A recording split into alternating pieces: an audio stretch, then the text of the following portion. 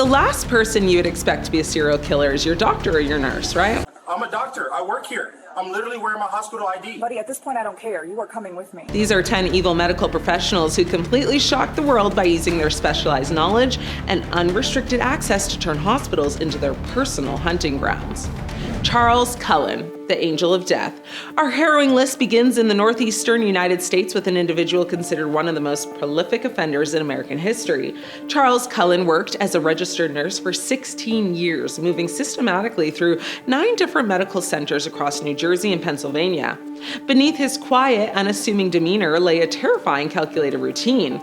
Cullen utilized his unrestricted access to hospital medication dispensaries to secretly lace patients intravenous bags with lethal doses of heart medications and other volatile substances. Because his victims were already critically ill, their sudden passings were routinely attributed to natural complications, allowing him to evade detection for over a decade.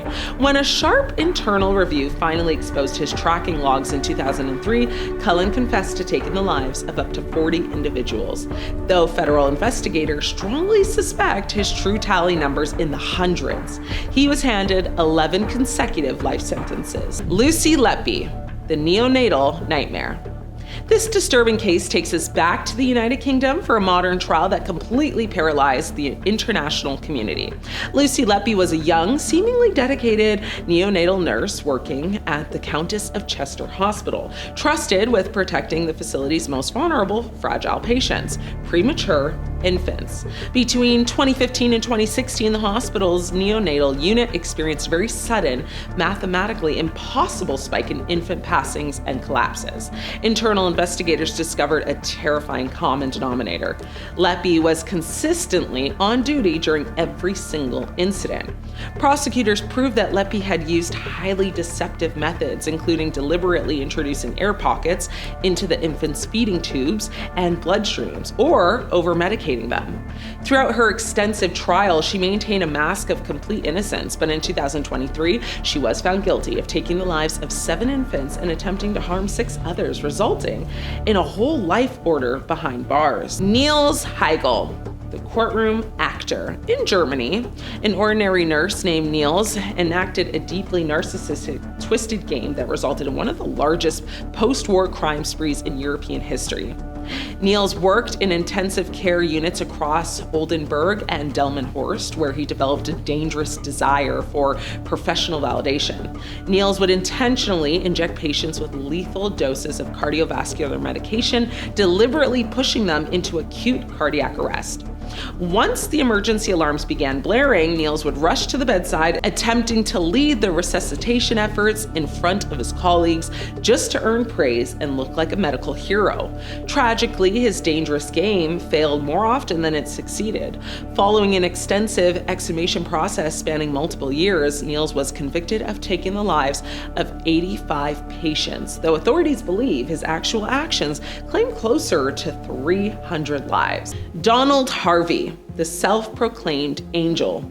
Operating across Kentucky and Ohio for over 2 decades, Donald Harvey managed to completely fly under the radar by convincing himself that his horrific actions were actually acts of profound mercy. Working as a hospital orderly, Harvey took advantage of his unsupervised access to patient rooms. Harvey utilized an absolute arsenal of untraceable methods to eliminate patients, including mixing arsenic, cyanide, and heavy cleaning fluids into their dietary trays, or disconnecting their life support equipment entirely when nobody was actually looking. He managed to evade suspicion for years because his targets were generally chronically ill. His massive web of deception finally collapsed during a routine autopsy when a medical examiner detected the distinct scent of cyanide. Harvey eventually pleaded guilty to 37 counts of murder to avoid ultimate penalties, openly boasting that his true number exceeded 70. Harold Shipman, the trusted general practitioner. In the United Kingdom, the name Harold Shipman stands as a permanent symbol of absolute betrayal. Shipman was a highly respected, beloved general practitioner in the quiet town of Hyde, England. His patients viewed him as a dedicated family friend, but behind closed doors, he was operating as a ruthless predator. Shipman's methodology was chillingly simple. He would conduct routine house calls for elderly residents who lived alone. Once inside, he would administer a sudden, lethal dose of heavy prescription sedatives. He would then meticulously falsify their medical records to make it appear as though they had succumbed to old age, even going as far as to forge their final wills to divert their personal fortunes directly into his own bank accounts. His reign of terror finally collapsed in 1998 when an alert local lawyer noticed a glaring pattern of forged documents. An extensive investigation concluded that the trusted doctor had systematically eliminated over 250 of his own patients. Michael Swango, the traveling poisoner. Michael Swango was an exceptionally bright American physician whose severe psychological deficiencies turned him into a highly dangerous international fugitive. Swango's dark trajectory began during his medical residency in Ohio, where colleagues noticed a very bizarre, unsettling pattern. Whenever Swango brought food or coffee to the break room, his fellow staff members would instantly fall violently ill with severe poisoning symptoms. The situation escalated drastically when patients under his direct care began experiencing subtle, fatal heart failures. After serving a brief prison term for poisoning his coworkers, Swango legally changed his name, falsified his medical credentials, and successfully gained entry into multiple other hospital programs across the United States and eventually Zimbabwe.